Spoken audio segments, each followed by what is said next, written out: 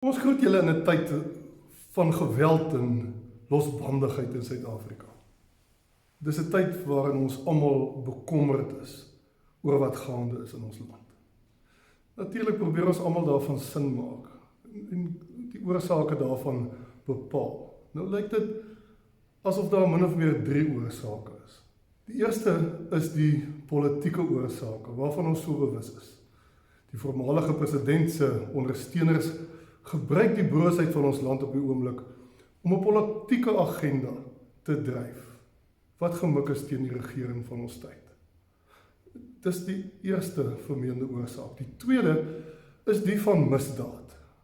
Daar is 'n klomp mense wat gewoon misdaad pleeg en hulle self verryk in die brose omstandighede wat tans bestaan. Natuurlik is dit verkeerd.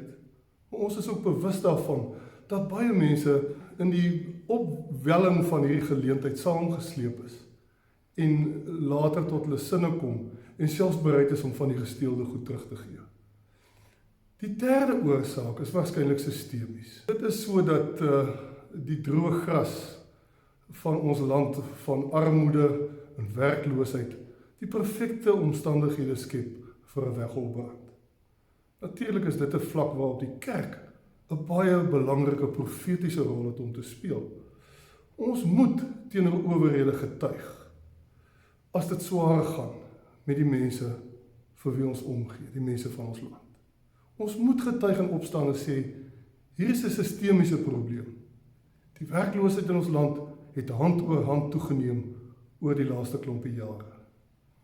Dit is die verantwoordelikheid van die regering om nie net mense in diens te neem nie. Dis nie hulle eerste verantwoordelikheid om die staatsdiens groter te maak nie. Maar om omstandighede te skep waarbinne dit moontlik is vir mense en instansies om mense in diens te neem. Dit maklik is. Die teendeel is tans waar. Dat die omstandighede uiters moeilik is, dat die vereistes in die reëls en die wetgewing dit moeilik maak om mense in diens te neem. Dit lyk of daar diepgaande veranderinge in die ekonomie nodig is om die ekonomie toeganklik te maak vir mense.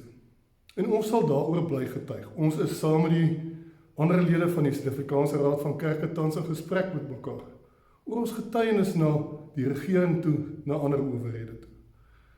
En ons glo ons maak 'n impak. Die SA Raad van Kerke gee ook advies aan kerke en gemeentes oor hoe hulle kan optree in hierdie tyd.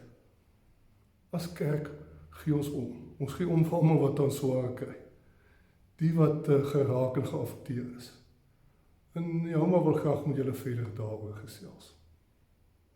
Ja, Nelis, ek dink dit is belangrik dat ons in 'n tyd soos hierdie baie mooi dink oor ons identiteit as gelowiges. In die eerste instansie, in die moeilikste van tye, dink ek kan almal van ons getuig en getuig ons as geloofsfamilie ook. In die moeilikste van tye is Christus ons enigste hoop. En in die moeilikste van tye is die druk op gelowiges om die draers van daardie hoop te wees as deel van ons getuienis ook uiters belangrik. En daarvoor moet 'n mens in hierdie tyd jou hart bewaak. Ek dink ons ontken vir geen oomblik die emosies wat gepaard gaan, die gevolge daarvan in mense se lewens persoonlik nie. Vir geen oomblik ontken ons die vrees, die lewensbedreigende omstandighede wat ons land tuister op hierdie oomblik nie. Maar dit is wanneer ons nodig het om, soos wat die woord vir ons ook sê, terug te gaan ons binnekamer toe, en daar ons hoop en ons vrede gaan vind. Ons moet ons harte bewaak in hierdie tyd. Ons moet waak daarteen om nie deel te word van ook 'n ander wegholveldbrand, en dit is een van verdere verdeling en haatspraak nie. Op 'n baie praktiese vlak het ons in die Weskaap 'n rampfonds, en ons wil ook graag dit weer op hierdie stadium beskikbaar maak, dat as gemeentes 'n bydrae wil maak, wat of na die synodes in Gauteng wat geraak word, of in besonder dan ook die synode van KwaZulu-Natal daarheen gekanaliseer word, dat ons dit kan doen vanuit die synodale verband uit. Ons is in gesprek met hierdie 2 synodes, of dan nou meer synodes wat hierdeur geraak word. Ons bepaal nog maar die omvang van die nood, en as dit 'n praktiese manier is waarop ons kan help, dan doen ons dit graag op hierdie manier. Op sosiale media sal daar van vandag af bankbesonderhede verskyn van Diakonia se rampfonds en sal ons dan op hierdie praktiese wyse by hulpverlening betrokke kan raak.